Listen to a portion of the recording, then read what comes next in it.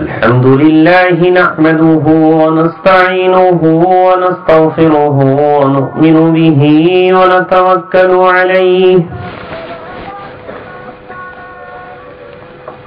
ونعوذ بالله من شرور أنفسنا ومن سيئات أعمالنا من يهده الله فلا مضل له ومن يضلله فلا هادي له ونشهد أن لا إله إلا الله وحده لا شريك له ونشهد أن سيدنا وسندنا وشفيعنا وحبيبنا ومولانا محمدا عبده ورسوله وصلى الله عليه وعلى آله وصحبه وسلم تسليما كثيرا كثيرا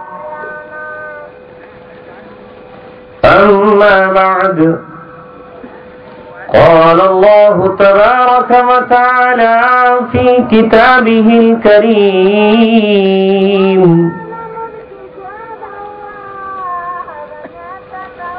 ولا تقولوا لمن يقتل في سبيل الله أموات بل أحياء ولكن لا تشعرون ولنبلونكم بشيء من الخوف والجوع ونقص من الأموال والأنفس والثمرات وبشر الصابرين الذين إذا أصابتهم مصيبة قالوا إنا لله وإنا إليه راجعون صدق الله العلي العظيم قال رسول الله صلى الله عليه وسلم لوددت أن أقتل في سبيل الله ثم أحيا ثم أقتل ثم أحيا ثم أقتل أو كما قال رسول الله صلى الله عليه وسلم صدق رسوله النبي الكريم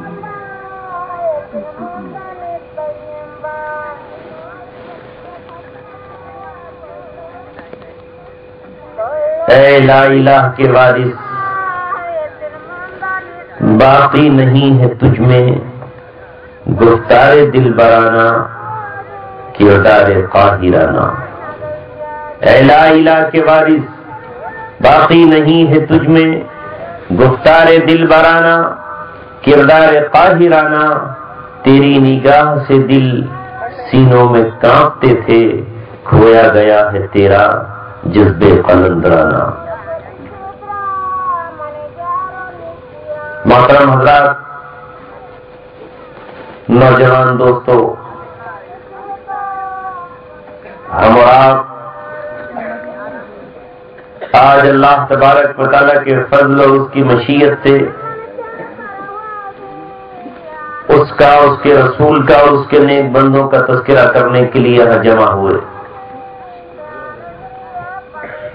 آپ حضرات کو شاید یہ علم بھی نہ ہو کہ میں یہاں تک کیسے پہنچا اور اس کی وجہ کیا بنی حافظ سمیع اللہ صاحب جو آپ کی بستی میں رہتے ہیں کہیں سے انہوں نے میرا بیان سنا پھر پچھلے سال یہ فیس بک پر میرے تعلق میں آئے اور تبھی سے ہر تقریر جو میں انٹرنیٹ پہ ڈالتا رہا یہ اسے سنتے رہے اس کے بعد ان کے دل میں ایک جذبہ پیدا ہوا کہ کسی نہ کسی طرح میں براہ راست آپ کے بیچ آ جاؤں اور آپ سے کچھ دینی گفتگو کر لوں چند دنوں پہلے آپ کے قریب چکوڑی میں انہوں نے دعوت دی میں وہاں آیا یہ بھی وہاں پہنچے۔ اس طرح پھر ان کے دل میں یہ بات پیدا ہوئی کہ 20 نومبر سے لے کے 25 نومبر تک کسی طرح ہماری بستی میں دین کا تذکرہ ہو۔ اس بچے کا شوق، اس نوجوان کی لگن، ان کا مجھ سے رابطہ، یہ ملاقات کے لیے ٹمکور پہنچے۔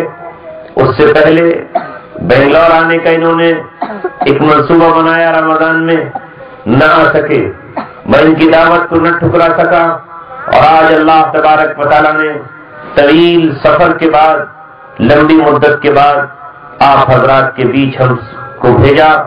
اس لیے غور و فکر کے ساتھ ہمیں گفتگو سننی بھی چاہیے اور اس پر عمل کی کوشش کرنا چاہیے۔ یوں تو آج امت مسلمہ کے حال یہ ہے، اتنے زخم ہیں کہ زخموں پہ رکھنے کے لیے مرہم کہاں سے لائیں، اتنا پھٹن ہے کہ کس حصے کو پہلے شروع کریں اور کہاں سے اس کو سیئیں۔ یہ امت آج تباہی اور بربادی کے دہانے پر کھڑی ہوئی ہے۔ وہ قوم جسے دنیا کا امام بنایا گیا تھا، وہ آج غلامی کی زندگی پر راضی ہے، اور غلامی بھی اس درجے کی غلامی کہ ذلت اور رسوائی اس کے گلے کا طوق بن چکی ہے اور اس کا مقدر بن چکی ہے۔ دنیا کی ہر قوم انگڑائی لے کر جاگ چکی ہے، بیدار ہو چکی ہے، اور اس نے اپنی منزل کی طرف اپنے قدموں کو رواں دما کر لیا ہے۔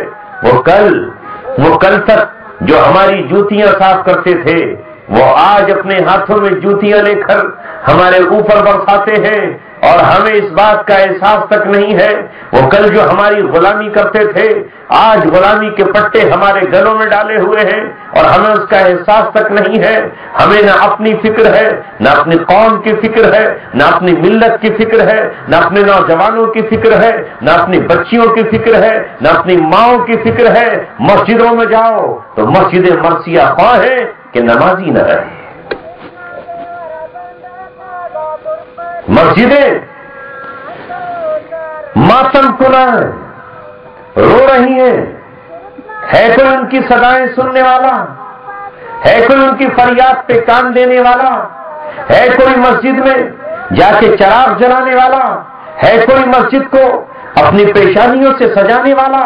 حالانکہ آپ کی تاریخ تو یہ تھی جسے علامہ اقبال نے چند اشعار میں قلم بند کیا ہے، دی اذانیں کبھی یورپ کے کلیساؤں میں اور کبھی افریقہ کے تپتے صحراؤں میں۔ کبھی ہم گھوڑے کی پشت پر زین کسے ہوئے، اپنے کاندھے میں ترکس لٹکائے ہوئے، اپنے دوسرے ہاتھ میں شمشیر بے نیام لیے ہوئے، گھوڑے کی باگوں کو کھینچتے ہوئے اور اس کو ایڑ لگاتے ہوئے ایران کے شہر میں داخل ہو چکے تھے، اور کسرا کے تاج ہم نے اپنے قدموں میں رون ڈالے تھے، اس کی قالین ہم مال غنیمت بنا کر مسجد نبوی میں لے آئے تھے، ہم کسرا کے کنگن سراقہ بن مالک کو پہنا کر نبی پاک صلی اللہ علیہ وسلم کے کیے ہوئے وعدے کو پورا کر رہے تھے، لیکن آج ہمارا کیا حال ہے وہ دنیا کے سامنے ظاہر ہے۔ نہ ایران میں رہے باقی، نہ تورا میں رہے باقی، وہ بندے فقر تھا جن کا ہلاک قیصر و کسرا۔ مال و دولت کی ہوس نے، اس دنیا کی پرستش نے، اس دولت کی پوجا نے ہمیں انسانیت سے خارج کر دیا۔ ہم کس منہ سے اپنے آپ کو مسلمان کہتے ہیں؟ ہم کس منہ سے اپنے آپ کو رسول اللہ کا غلام کہتے ہیں؟ ہم کس منہ سے اپنے آپ کو عاشق رسول کہتے ہیں؟ ہم کس منہ سے اپنے آپ کو حضرت حسین کا وفادار کہتے ہیں؟ ہم کس منہ سے اپنے آپ کو حضرت صحابہ کا غلام کہتے ہیں؟ کوئی صفت تو ہمارے اندر ہے نہیں، کوئی خوبی تو ہمارے اندر ہے نہیں۔ علامہ اقبال نے کہا تھا، ہو وضع میں نصارا تو تمدن میں ہنود، یہ مسلمان ہیں جنہیں دیکھ کے شرمائے یہود۔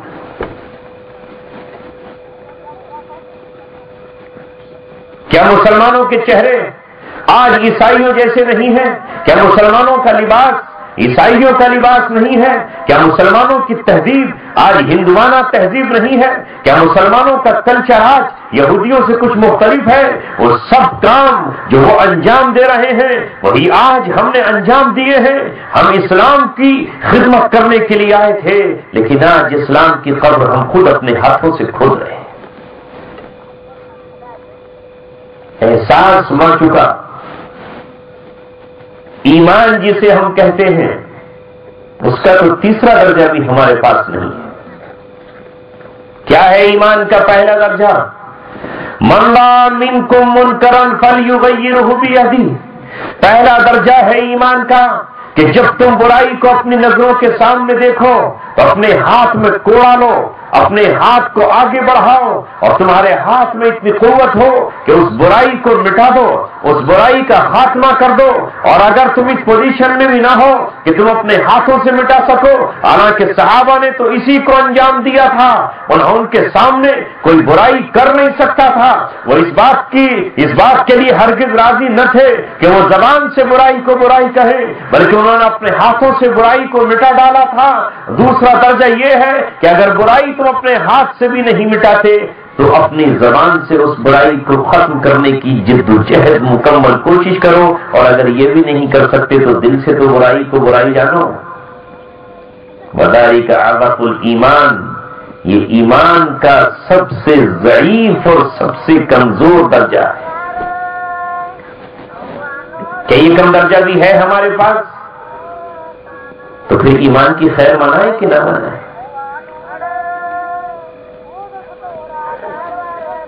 ہمارے معاشرے میں کون سی برائی ہے جو آج داخل نہیں ہوئی؟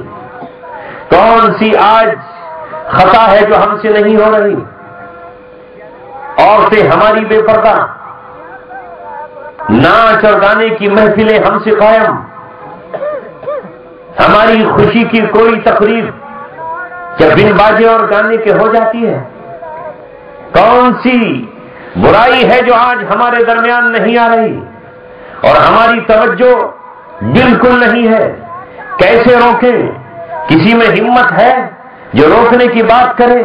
میرے عزیزوں اور ساتھیوں، علماء کے بولتے بولتے گلے تھک گئے، کہتے کہتے ان کی زبانیں خشک ہو گئیں، دوڑتے دوڑتے ان کے قدم تھک گئے، بولتے بولتے ان کے گردوں نے جواب دے دیا، لیکن امت ہے کہ تب سے مس ہونے کا نام نہیں لے رہی، اور وہ یہ کہتی ہے کہ ہمیں اپنی تباہی کی طرف جانے دو، ہم نے تو غلامی کی زنجیریں پہنی ہیں تو پہننے دو۔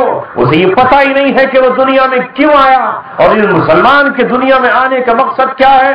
مسلمان زمین پر زندہ ہو اور شراب پی جا رہی ہو، مسلمان زمین پر زندہ ہو اور اس کی نظروں کے سامنے زناکاریاں ہو رہی ہو، مسلمان زندہ ہو اور اس کے ہوتے ہوئے عورتیں بے پردہ پھر رہی ہو، مسلمان موجود ہو اور اس کے ہوتے ہوئے لوگ شراب پی رہے ہو، مسلمان موجود ہو اور اس کے ہوتے ہوئے زناکاریاں ہو رہی ہو، مسلمان موجود ہو اور اس کی موجودگی میں سود کا کاروبار پھل پھول رہا ہو، یہ کیسے ہو سکتا ہے؟ لہذا پوری دنیا پر نظر ڈالو پوری دنیا پر۔ کہنے کو تو آپ کہو گے کہ ہم ہندوستان میں 35 کروڑ ہیں اور ہم افغانستان میں اتنے لاکھ ہیں اور ہم پاکستان میں اتنے ہیں اور بنگلہ دیش میں ہم اتنے ہیں اور ساری دنیا میں ہم 1 ارب 75 کروڑ ہیں، لیکن مجھے ایمانداری سے بتاؤ، قرآن جنہیں مسلمان کہے وہ کتنے مسلمان ہیں؟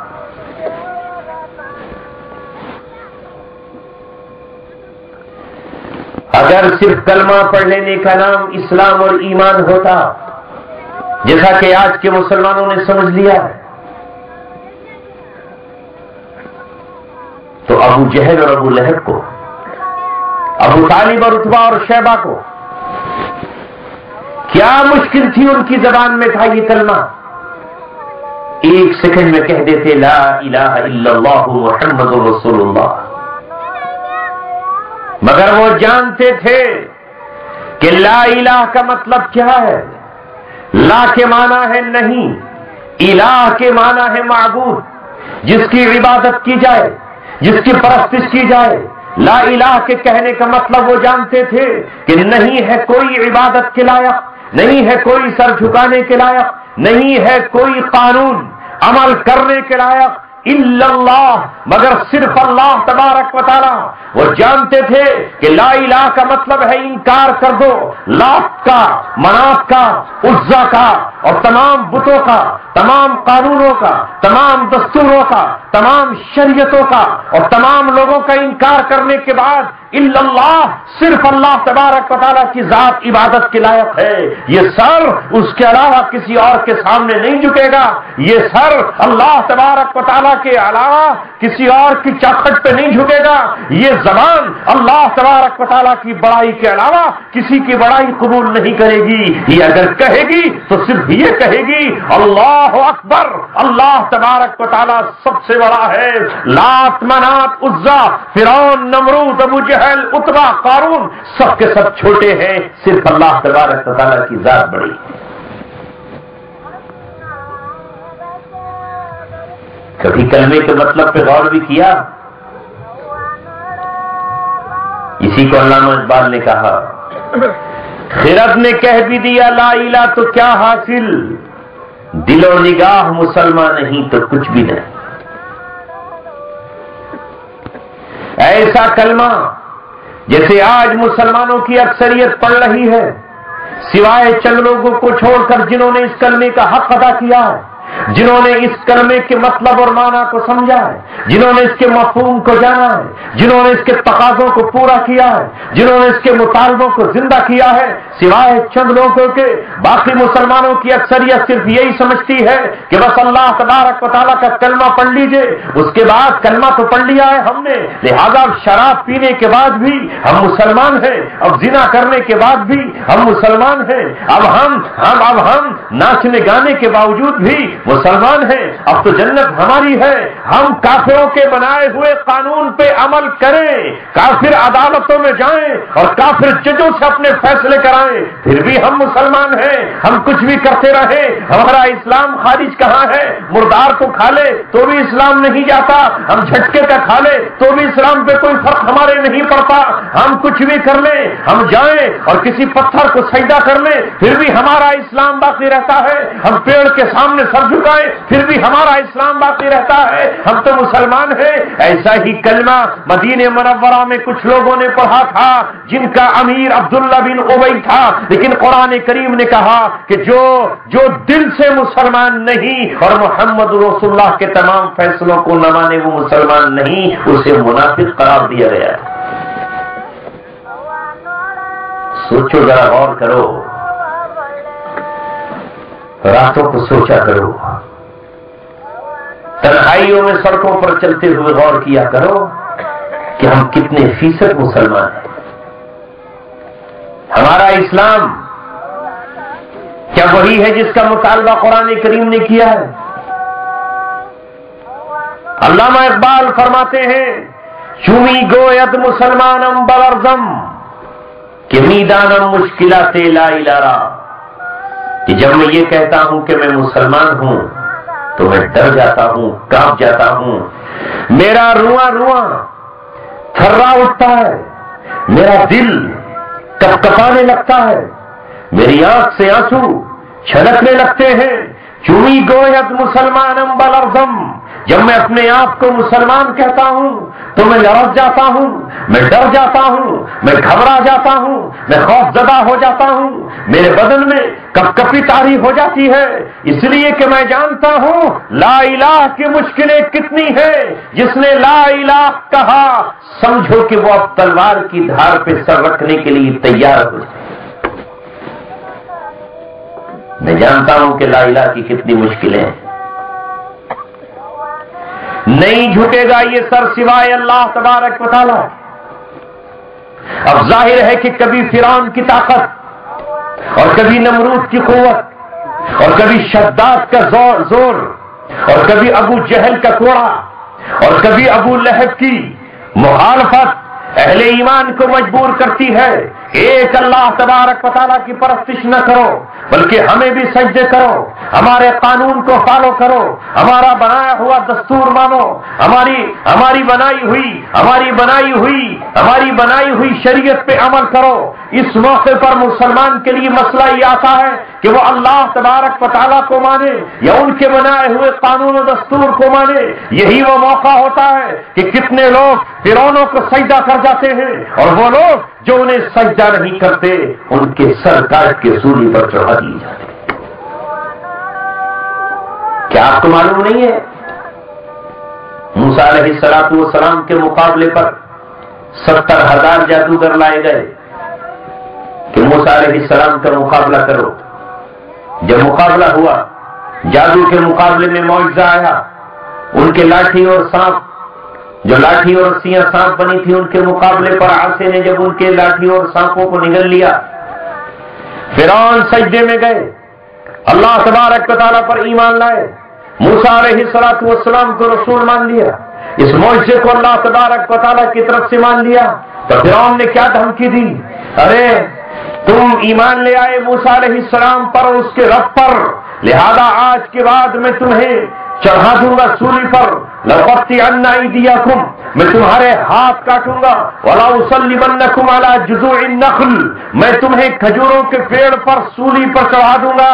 اس وقت مسئلہ ہی آیا تھا، آیا اللہ تبارک و تعالیٰ کے سامنے سجدہ کیا جائے یا اللہ تبارک و تعالیٰ کے مقابلے میں فرعون کو سجدہ کیا جائے، فرعون کے بنائے ہوئے نظام کو مانا جائے، یا موسیٰ علیہ السلام کی شریعت کو مانا جائے؟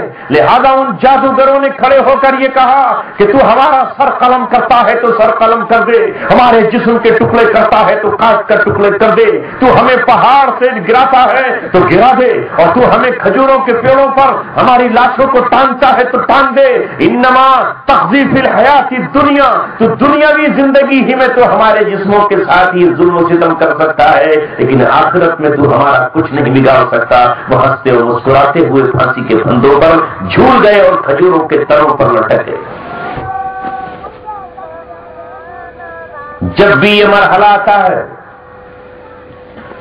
تو اللہ تبارک و تعالیٰ کے ماننے والے اپنی جان کو بیچ دیتے ہیں، ایمان کو بچاتے ہیں، وہ دنیا کی زندگی کو بیچ کر آخرت کا سودا کرتے ہیں، وہ اس فانی دنیا کو ٹھوکر مار کر جنت کا اللہ تبارک و تعالیٰ سے مطالبہ کرتے ہیں، وہ دنیا کی شراب کے جام پھوڑ کر جنت کی شراب کے لالچ میں نکلتے ہیں، وہ دنیا کی ان بے وقوف اور ان گندی عورتوں کو چھوڑ کر جنت کی حوروں سے اپنی منگنی اور نکاح کرتے ہیں، اور دنیا کے گندے چشموں کے پانی کو چھوڑ کر جنت کے مبارک اور پاکیزہ چشموں کا سودا کرتے ہیں، اور دنیا کے تاج تخت ٹھکرا کر اللہ تبارک و تعالیٰ کے ہاتھ سے جنت میں سجائے جانے والے تاج کا انتظار کرتے ہیں۔ یہی لوگ تاریخ میں مسلمان کہلاتے ہیں، یہی لوگ تاریخ میں سچے پکے اللہ تبارک و تعالیٰ کے غلام اور اس کے رسولوں کے شہدائی کہلاتے ہیں۔ کیا اس منزل پر ہم اپنے آپ کو آج پاتے ہیں؟ سوچو مسلمانوں، غور کرو، معاف فرمائیے گا، ہم نے آج اسلام ہی کو نہیں سمجھا کہ اسلام کیا ہے۔ جس طرح 1450 برس پہلے رسول اللہ صلی اللہ علیہ وسلم نے دنیا کو آ کر بتایا تھا کہ اسلام یہ ہے، آج بھی ہم اس منزل پر کھڑے ہیں کہ مسلمان خود نہیں سمجھ پا رہا ہے کہ اسلام کیا ہے۔ بالکل جس طرح نبی پاک صلی اللہ علیہ وسلم نے اس وقت محنت کی تھی اسلام سمجھانے کے لیے، آج بھی اسی محنت کی ضرورت پیش آئے۔ مجھے معاف کیجیے گا، ہم میں سے کچھ لوگ یہ سمجھتے ہیں کہ صرف 5 وقت نماز پڑھ لینا پورا اسلام ہے۔ نماز اسلام کی بنیاد کتنی چیزوں پر ہے؟ کتنی چیزوں پر ہے بنیاد؟ 5 چیزوں پر ہے۔ بنیاد کلمہ طیبہ لا الہ الا اللہ ہے، پھر اس کے 4 ستون ہیں، جس طرح عمارت کے 4 ستون ہوتے ہیں، 4 کھمبے اور 4 اس کی دیواریں ہوتی ہیں، اس طرح اسلام کی بنیاد ہے کلمہ طیبہ لا الہ الا اللہ۔ جیسے بنیاد کی اینٹیں زمین میں چھپ جاتی ہیں، ایمان بھی دل میں چھپا ہوا ہوتا ہے۔ اس بنیاد پر پھر 4 ستون کھڑے ہوتے ہیں اور اس پہ پوری عمارت بنائی جاتی ہے. وہ اسلام کے 4 ستون ہیں. نماز نمبر 1. نمبر 2 زکات. اقیموا الصلاۃ وآتوا الزکاۃ. پورا قرآن پڑھتے چلے جائیے. اللہ تبارک و تعالیٰ نے جہاں نماز کا حکم دیا ہے اسی سے ملا کر کہا اقیموا الصلاۃ وآتوا الزکاۃ. اقیموا الصلاۃ وآتوا الزکاۃ. نماز ادا کرو اور زکات بھی ادا کرو. نماز کو قائم کرو اور زکات بھی ادا کرو. اور زکات یہ دوسرا پلر ہے. اور تیسری چیز ہے اسلام میں جس پہ عمارت کھڑی ہے روزہ. 30 روزے یا 29 روزے چاند کے اعتبار سے. اور چوتھا پلر ہے اسلام میں حج. کوئی مال ہوتے ہوئے اور مال رکھتے ہوئے اگر حج نہیں کرتا, صحت ہوتے ہوئے اس نے حج نہیں کیا, تو رسول اللہ صلی اللہ علیہ وسلم فرماتے ہیں برابر ہے کہ وہ یہودی ہو کے مرے یا عیسائی ہو کے مرے. لیکن کیا آج ان 4 پلروں کا ہمارے یہاں کوئی مقام ہے؟ کیا ہم میں سے کچھ لوگ زکات ادا کرتے ہیں؟ کیا کبھی زکات کے مسائل ہم پوچھتے ہیں؟ کیا ہم نے کبھی سوچا ہے کہ ہم میں سے کتنوں پر زکات فرض ہے؟ میں اگر اس مجمع میں پوچھ لوں آپ سے تو آپ شرما جاؤ گے. کتنے لوگ ہیں جو یہ بتائیں گے کہ زکات کتنی جگہ پہ خرچ ہو سکتی ہے؟ آپ مجمع میں سے اگر ہاتھ اٹھوائیں تو آپ ہاتھ اٹھا کے بتا سکتے ہیں کہ زکات کیا جگہ خرچ ہوگی؟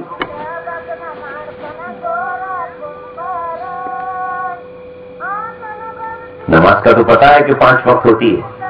فجر میں 4 رکعت ہیں, ظہر میں 12 ہیں, عصر میں 4 فرض ہیں, وقت ہو تو 4 سنتیں بھی ہیں, مغرب میں 7 رکعت ہیں اور عشاء میں 17 ہیں. لیکن میں آپ سے یہ پوچھ رہا ہوں کہ آپ نے آج تک یہ کیوں کوشش نہیں کی کہ زکات کن لوگوں پہ فرض ہوتی ہے اور کن پہ خرچ کی جاتی ہے؟ وہ کہاں لکھا ہے؟ چونکہ زکات کو دین کا حصہ نہیں مانا گیا, نہیں سمجھا گیا کہ اس کی بھی کوئی اہمیت ہے. اے صدیق اکبر سے محبت کرنے والوں, بات ادھر سے ادھر چلی جائے گی. اور کیا وقت تھا صدیق اکبر رضی اللہ تعالیٰ عنہ کے زمانے میں جب آپ مسند خلافت پر بیٹھے تو کسی نے یہ نہیں کہا کہ ہم حج نہیں ادا کریں گے, کسی نے یہ نہیں کہا کہ ہم روزہ نہیں رکھیں گے, کسی نے یہ نہیں کہا کہ ہم نماز نہیں پڑھیں گے. لیکن ایک گروہ اٹھا اور اس گروہ نے اٹھ کر کے یہ کہا کہ ہم زکات نہیں دیں گے, ہم زکات تمہارے بیت المال میں نہیں دیں گے, زکات بیت المال میں جمع نہیں کریں گے, مال ہمارا ہے, ہم جب چاہے دیں اور جب چاہے ہم نہ دیں, زکات ہم چاہے تو خرچ کریں اور زکات نہ چاہے تو ہم خرچ نہ کریں.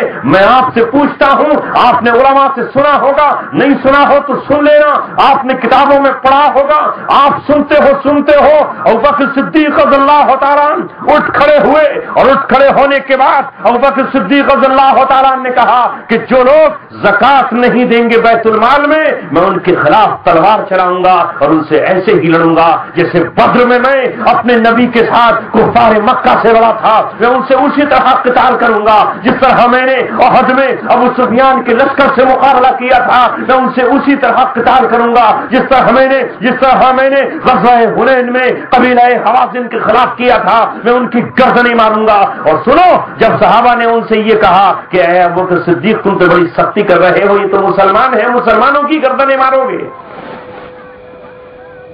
تو انہوں نے کہا تھا من فرق بین الصلاۃ والزکاۃ لقاتلتهم, جو نماز تو ادا کرے مسجد میں جا کر, جو نماز کے لیے تو کہے کہ ایک امام ہونا چاہیے, جو نماز کے لیے تو کہے کہ جماعت کا امیر ہونا چاہیے, اور زکات کے لیے یہ کہے کہ زکات میں جب چاہوں دوں, میں چاہوں نہ دوں, لہذا جو نماز اور زکات میں فرق کرے گا. میں نے اپنے نبی کے ساتھ مسجد میں نماز ادا کی ہے, ایک امام کے ساتھ میں نے اپنے نبی کے 10 سالہ دور میں زکات کو وصول ہوتے ہوئے دیکھا ہے, ایک امیر کے تحت میں نے زکات کو بیت المال میں جمع ہوتے ہوئے دیکھا ہے. لہذا آپ نے کھڑے ہو کر اعلان کیا اَيُنْقَصُ الدِّينُ وَأَنَا حَيٌّ, اے لوگوں سنو, میں زندہ ہوں اور میری زندگی میں دین میں کمی کر دی جائے, نہیں ہو سکتا. یہ نہیں کہا کہ ہم زندہ ہیں, یہ نہیں کہا, یہ کہا میں زندہ ہوں ينقص الدین وانا حی، یہ نہیں کہا ينقص الدین ونحن حی. انہوں نے کہا مجھے کسی سے لینا دینا نہیں، میری زندگی میں میرے ہوتے ہوئے دین پر، میرے ہوتے ہوئے دین میں کمی نہیں کی جا سکتی ہے. میں اپنی نظروں کے سامنے دین کو کم ہوتے ہوئے نہیں دیکھ سکتا، اس لیے کہ صدیق اکبر نے اپنی دین کے لیے قربانیاں دی تھیں. انہیں معلوم تھا کہ دین کی ایک اینٹ ابوبکر صدیق کے زمانے میں نہیں نکالی جا سکتی. لہذا جو لوگ زکات بیت المال میں جمع کرتے تھے وہ بیت المال ہی میں جمع کریں گے، اور جو بیت المال میں جمع کرنے کا انکار کریں گے میری تلوار ان کی گردن پر بجلی بن کر کے کوندے گی. میں ان کا سر ایسے ہی قلم کروں گا جیسے محمد رسول اللہ نے عقبہ بن ابی معیط کا یا نضر بن حارث کا قتل کیا تھا. جان ہے اس میں کچھ لاؤڈ اسپیکر میں بڑھا دیجیے، اس کو کم کر دیا آپ نے.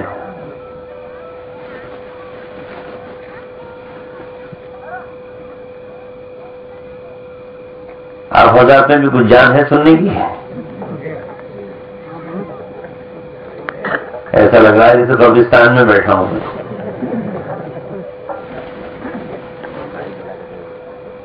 سنتے سنتے سننی ہو گئے سب لوگ.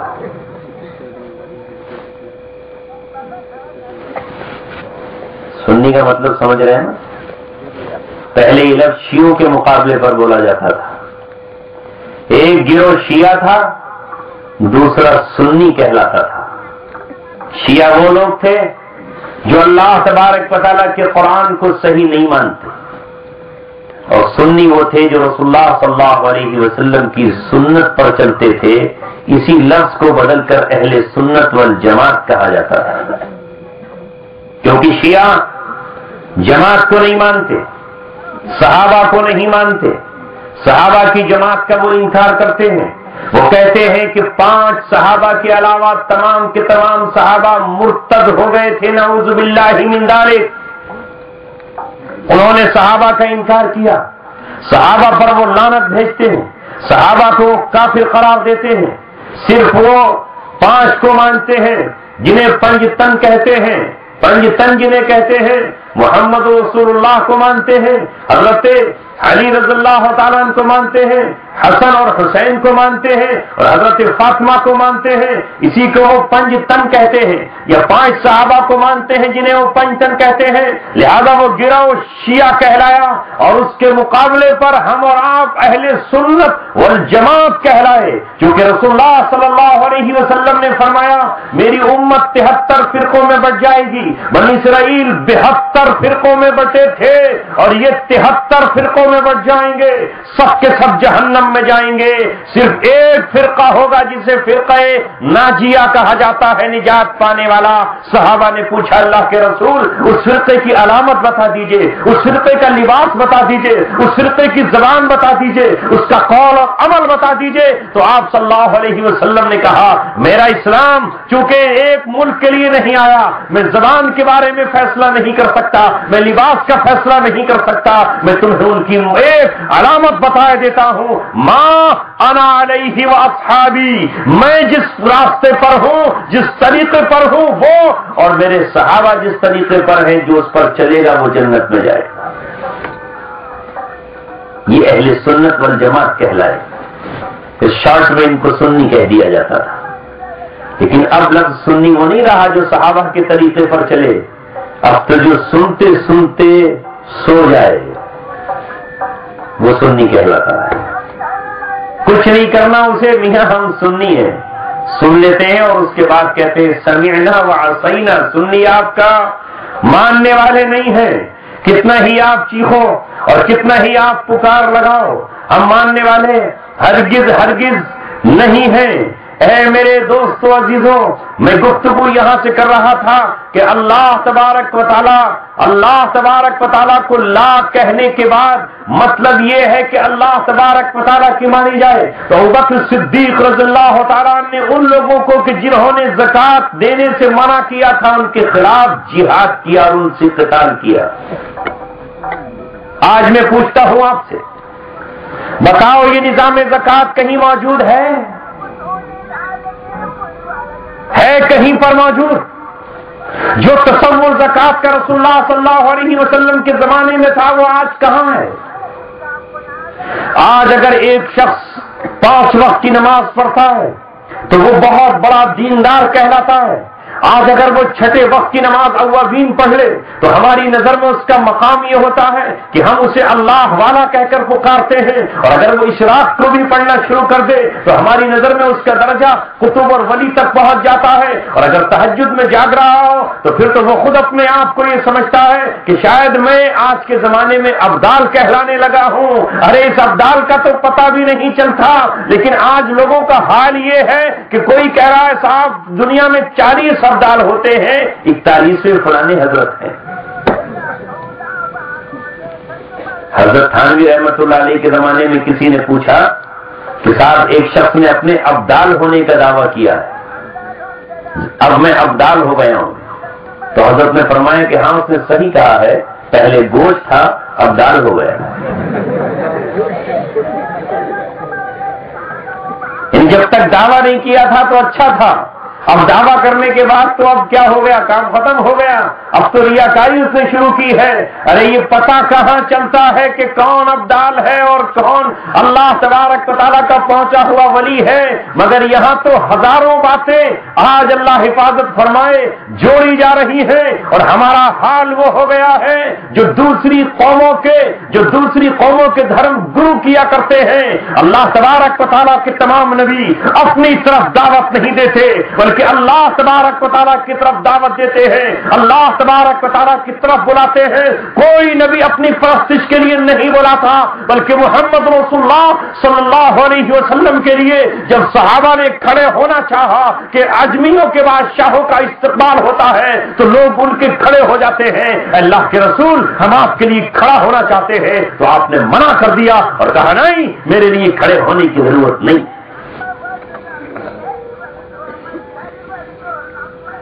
آپ صلی اللہ علیہ وسلم کا حال یہ تھا کہ آپ مسجد نبوی میں عام صحابہ کے درمیان بیٹھتے, اور صحابہ کے درمیان بیٹھ کر یہ پہچاننا مشکل ہو جاتا تھا کہ کون رسول اللہ صلی اللہ علیہ وسلم ہے اور کون ابوبکر صدیق رضی اللہ تعالیٰ عنہ ہے. دیہاتی آتے اور آ کر یہ پوچھتے من فیکم محمد, تمہارے درمیان محمد کون ہے؟ تو اشارہ کیا جاتا کہ یہ محمد رسول اللہ صلی اللہ علیہ وسلم ہے. وہ کبھی ابوبکر صدیق کو سمجھنے لگتا تو کبھی عمر بن خطاب کو سمجھتا. نہ وہاں باڈی گارڈ کھڑے ہوئے ہیں, نہ کوئی خاص لباس ہے, نہ وہاں کوئی تام جھام ہے, بلکہ رسول اللہ صلی اللہ علیہ وسلم بھی اپنے صحابہ کے ساتھ زمین پر بیٹھے ہوئے ہیں. لیکن آج کیا مجال ہے, آج تو حال یہ ہے کہ آپ کا مسافر بھی نہیں ہو پائے گا. کیا حضرت والا نے اگر عام لوگوں سے ملاقات شروع کر دی تو اسٹیٹس اور مقام گھٹ جائے, اسٹیٹس اور مقام گھٹ جائے گا. وہاں حال یہ تھا کہ عمر ابن خطاب رضی اللہ تعالیٰ سڑک پر نکل رہے ہیں. عظمتوں کا یہ عالم ہے کہ ایران کا کسرا تھرا رہا ہے اور روم کا قیصر کانپ رہا ہے, اور بیت المقدس میں عیسائیاں آپ کو چابی لا کر کے پیش کر رہے ہیں. حال یہ ہے کہ دنیا کی چوتھائی دنیا پر آپ کی حکمرانی ہے, لیکن آپ مدینے کی گلیوں میں گزرتے تو کوئی بھی چادر پکڑ کے روک لیتا اور کہتا کہ عمر ابن خطاب اے امیر المؤمنین ہمیں یہ مسئلہ بتا دیجئے, تو اسے مسئلہ بتاتے. یہاں تک کہ ایک دن ایک بوڑھی عورت نے آپ کا دامن پکڑ لیا اور آپ کا دامن پکڑ کر کہا یا عمر اتق اللہ, اے عمر اللہ تبارک و تعالیٰ سے ڈر. تو عمر ٹھہر گئے, اس عورت کی نصیحتیں سنتے رہے. بعض صحابہ کو, نوجوان صحابہ کو ناگوار گزرا کہ آپ اس بڑھیا ٹھڑیا کے کہنے پر یہاں پر کھڑے ہو گئے, آپ کا اتنا اونچا مقام ہے. تو حضرت عمر نے اسے ڈپٹ کر کہا ارے تجھے کیا معلوم یہ کون عورت ہے؟ یہ حضرت خالہ ہے, یہ وہ ہے کہ جن کی بات 7ویں آسمان پر اللہ تبارک و تعالیٰ نے سنی, اور قرآن کا 28واں پارہ وہیں سے شروع ہو گیا. جس کی بات اللہ آسمان پہ سن رہا ہو, عمر زمین پہ اس کی بات کیوں نہ سن. لیکن کیا آج مسلمانوں کوئی ایک حکمراں صاحب دکھا سکتے ہو اپنا, کوئی ایک رہبر دکھا سکتے ہو, کوئی بتا سکتے ہو؟ آج یہود و نصارہ کے نقش قدم پر چلنا ہمارے لیے فخر و شان بن گیا ہے, جبکہ ہمارے صحابہ نے جب ایران کو فتح کیا اور جب رستم کو مذاکرات کے لیے بھیجا تو وہ ریشم کا رتھ لے کر آیا اور بہت عالی شان اس کے پاس گدے اور صوفے تھے اور اس کے پاس بہترین قسم کے تکیے تھے. جب وہ سعد بن وقاص رضی اللہ تعالیٰ عنہ سے بات کرنے کے لیے آگے بڑھا خیمے میں تو اس نے یہ سمجھا کہ ان کا جو امیر اور ان کا جو سپہ سالار ہے اس کا خیمہ قمقموں سے جگمگا رہا ہوگا اور اس کی قالینیں بچھی ہوئی ہوں گی, صوفے اور گدے پڑے ہوئے ہوں گے, ریشم اور حریر اس کے سامنے بچھا ہوا ہوگا, وہ عالی شان ہوگا جن سے وہ کپا رہے تھے. لیکن سعد بن وقاص کا اس نے خیمہ دیکھا تو چٹائی بچھی ہوئی ہے, اس کے علاوہ کچھ اور نہیں ہے. وہ سمجھتا ہے کہ ہم کہاں بیٹھیں گے, شاید کسی اور خیمے میں بیٹھ کر کے مذاکرات ہوں گے. لیکن سعد بن وقاص نے کہا اسی زمین پر بیٹھ جا, اسی پر بیٹھ کے ہم اور آپ بات کریں گے. اس کی آنکھیں پھٹی کی پھٹی رہ گئیں, حیرت زدہ رہ گیا. کیا زمین پر بیٹھ کر بھی بات ہو سکتی ہے؟ وہیں تمام کے تمام سپاہی بیٹھے ہوئے ہیں اور وہیں پر بات ہو رہی ہے. اس کے بعد بات کرنے کے بعد وہ یہ کہتا ہے کہ آپ اپنے کسی ایک آدمی کو ہمارے بادشاہ سے ملاقات کے لیے بھیج دیجئے, ہمارا بادشاہ ملاقات کرنا چاہتا ہے. تو سعد بن وقاص رضی اللہ تعالیٰ عنہ نے کہا یہ مسلمانوں کی فوج ہے, یہ مسلمان سپاہی ہے, تم جس کو چاہو اٹھا کر یہاں سے لے جاؤ, ہم میں کوئی ادنا اور کوئی آرا نہیں ہے, ہم میں ایک دوسرے پر سب پر پورا بھروسہ ہے. جسے لے کر جاؤ گے وہ صحیح اسلام کی روشنی میں بات کر کے آئے گا, پکڑ لو جس کا ہاتھ چاہو. انہوں نے تلاش کیا کسے لے, ان کی نظر پڑی ایک ایسے شخص کو جو اپنے خچر کو پانی پلا رہا تھا. تاریخ نے اس صحابی کا نام ربعی بن عامر رضی اللہ تعالیٰ عنہ بیان کیا ہے. ان کے پاس تلوار تھی لیکن تلوار کو چھپانے کے لیے نیام تک نہیں تھی. یہ شخص پھٹے ٹوٹے کپڑے پہنے ہوئے ہیں. انہیں لگا کہ یہ ان کا سب سے بے وقوف آدمی ہے, یہ سب سے کم اثر عقل کا آدمی ہے, جسے نہ اپنے کپڑوں کی فکر ہے اور جسے نہ اپنی تلوار کی فکر ہے. اسے لے کر کے چلتے ہیں, ہم اس سے مذاکرات کریں گے اور یہ بازی ہار جائے گا. ہمارے پاس تو بڑے بڑے فکر مند لوگ موجود ہیں, ہمارے پاس تو بڑے بڑے دانشور اور عقل کے ماہر لوگ موجود ہے. انہوں نے کہا کہ ہم ان کو لے جانا چاہتے ہیں. جب انہیں وہ لے جا کر چلنے لگے تو صحابہ نے زور سے اللہ اکبر کا نعرہ لگایا اور کہا تم جسے بے وقوف سمجھ رہے ہو, تم جسے ایڈیٹ اور مورخ سمجھ رہے ہو, وہ سب سے زیادہ عقل مند ہے جس کے دل میں دنیا کی محبت رائی کے دانے کے برابر بھی نہیں ہے اور جس کی پیشانی پر ذرا سا بھی بل نہیں پڑے گا. سبحان اللہ, تم نے ہمارے سب سے عقل مند آدمی پہ ہاتھ رکھا ہے, لے جاؤ.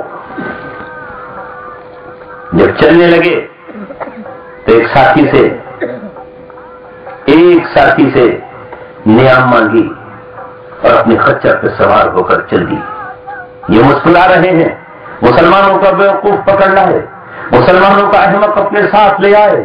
لیکن وہ کیسا شاندار انسان تھا. جب ان کے محل کی طرف جانے لگا تو ان کی قالین بچھی ہوئی تھی, اسی قالین پہ اپنا خچر ڈال دیا اور خچر کے سن سے اور اس کے پیروں سے قالین کو روندنا شروع کیا اور اپنی برچھی جو ان کے ہاتھ میں تھی اس سے قالین کو پھاڑنا شروع کر دیا. اور دیکھتے ہی دیکھتے فوراً بادشاہ کے تخت کے پاس پہنچے اور تخت کے پاس پہنچ کر اپنے خچر سے چھلانگ لگائی اور چھلانگ لگا کر اسی کے پائے سے اسے باندھ دیا اور کود کے بادشاہ کے تخت پہ بیٹھ گئے. بادشاہ کو حیرت ہو گئی, یہ ہمارے برابر کیسے بیٹھا؟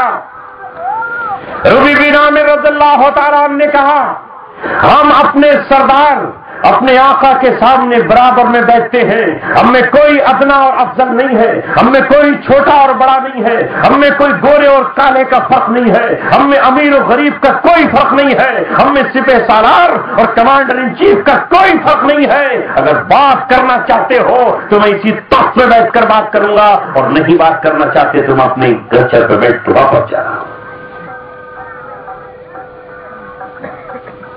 نہ کوئی لالچ, نہ کوئی غم, نہ کوئی خوف, نہ کوئی خطر, نہ کسی طرح کی پریشانی, نہ کوئی پشیمانی.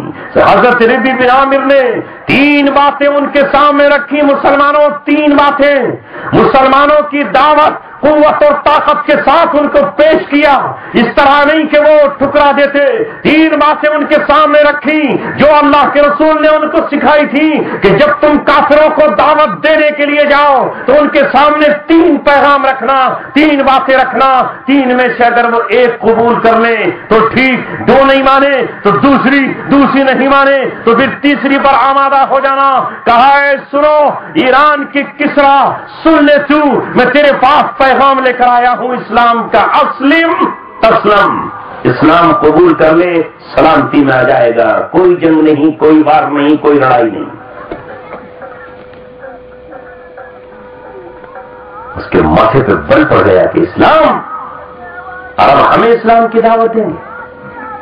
لا حول ولا قوت الا باللہ. کہا نہیں یہ تو نہیں کر سکتے ہم. کہا یہ نہیں کر سکتا تو پھر ہمیں جزیہ دے. حکومت ہماری, خلافت ہماری, آرڈر ہمارا, قانون ہمارا, ہم تیرے جان و مال کی حفاظت کریں گے. تو ہمارے ذمے آ جا, تو اہل ذمہ کہلائے گا. ہم تیری بیٹیوں کی آبرو کی حفاظت کریں گے, تمہاری کھیتیوں کی حفاظت کریں گے, تمہاری عبادت گاہوں تک کی حفاظت کریں گے. یہ نہیں مانتا کہ اسلام قبول نہیں کرتا, تجھے اسلام سے ضد اور چڑ ہے تو پھر جزیہ دینا قبول کر لے. جزیہ اور ٹیکس ہم, ارے اب تک ہمیں ٹیکس دینے والے ہم سے ٹیکس مانگیں گے, ہمیں جزیہ اور خراج دینے والے ہم سے خراج اور جزیہ مانگیں گے. یہ نہیں کر سکتے. کہا یہ نہیں کر سکتے تو تلوار لیام سے نکالی. کہا پھر فیصلہ تلوار کرے گی, میدان میں آ جا, تو نہیں یا ہم نہیں.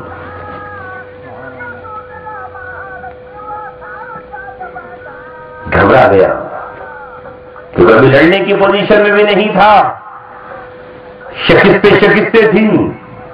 کہا غور کر کے جواب دیں گے. ذلیل کرنے کے لیے کہا لاؤ اس شخص کو تحفے کے طور پر مٹی دے دیتے ہیں. اس قابل تو ہے نہیں کہ انہیں سونا دیا جائے, اس قابل تو ہے نہیں کہ انہیں ہیرے دیے جائیں, اس قابل تو ہے نہیں کہ انہیں جواہرات دیے جائیں, یہ قابل تو ہے نہیں کہ انہیں درہم و دینار دیے جائیں. یہ احمق اور جاہل لوگ ہیں, یہ وحشی اور بدو ہیں, انہیں نہیں پتا کہ دنیا کیا ہوتی ہے, حکومت کیا ہوتی ہے. ہم سے لڑنے کے لیے آیا ہے, ہمیں لڑائی کی بات کرنے آیا ہے. اسے اٹھاؤ, مٹی کا ٹوکرا دے دو. جب مٹی کا ٹوکرا ربی بن عامر رضی اللہ تعالیٰ کو دیا گیا, اپنے خچر پر رکھا اور ایرانیوں کی طرف منہ کر کے کہا کہ سبحان اللہ, اپنی زمین اور اپنی مٹی تم نے ہمیں خود دے دی ہے. انشاءاللہ چند دنوں کے بعد ہم تمہاری زمین پہ نماز عشق اور سجدہ ادا کر رہے ہوں گے. بادشاہ نے سوچا تھا مذاق ہوگی, مٹی دے دیں. اس نے تو نیک فال اور صحیح فال لے لی. اپنے غلاموں سے کہا دوڑو اس سے مٹی کا ٹوکرا چھین لو, یہ تو بدفالی ہے, ہم نے اپنی زمین خود ہی اسے دے دی. وہ اپنے گھوڑے دوڑا کر پہنچے, لیکن یہ کون تھا؟ یہ نبی کا غلام, یہ رسول اللہ صلی اللہ علیہ وسلم کا صحابی تھا. کون تھا جو اس کے خچر کو پکڑ سکتا؟ ایڑ لگائی اور سعد بن وقاص کے پاس آ کر مٹی کا ٹوکرا لوٹ کر یہ کہا مبارک ہو ایران کی سرزمین, تمہیں مبارک ہو, انہوں نے خود ہی اپنی زمین تمہارے حوالے کر دی.